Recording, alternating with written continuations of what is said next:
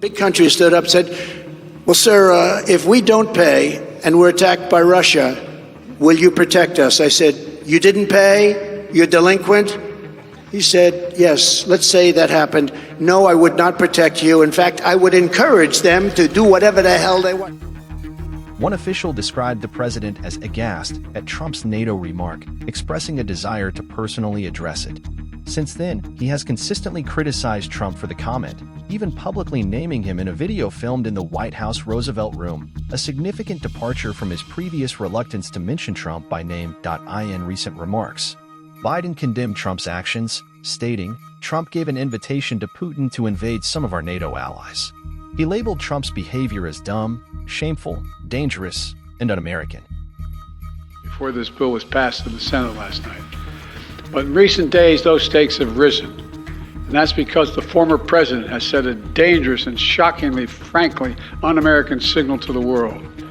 Just a few days ago, Trump gave an invitation to Putin to invade some of our allies, NATO allies. He said if an ally didn't spend enough money on defense, he would encourage Russia to, quote, do whatever the hell they want, end of quote. Can you imagine a former president of the United States saying that? The whole world heard it. The worst thing is he means it. No other president in our history has ever bowed down to a Russian dictator. A week later, Biden criticized Trump for a social media post that failed to condemn Putin for Navalny's death, instead portraying the United States as a nation in decline.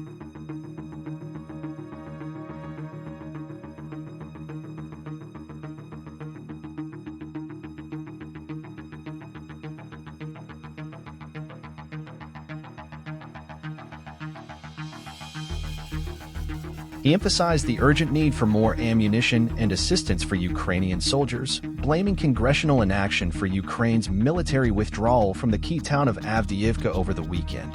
Biden expressed frustration at House Republicans for refusing to consider a bill providing over $60 billion in aid for Ukraine, particularly as the House takes a 2-week break. During a White House event, he criticized the House's hiatus and emphasized the importance of the United States being a reliable ally.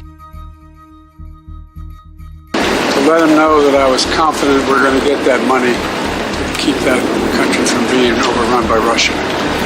You know, there's so much at stake. I watched the television the other night, and one of the other Republican candidates saying, I've never explained to the American people why NATO is so important. NATO is critical to our survival. NATO has held, we have never been able to avoid a European conflict. As long as there's NATO, we have allies that are competent and have defended us.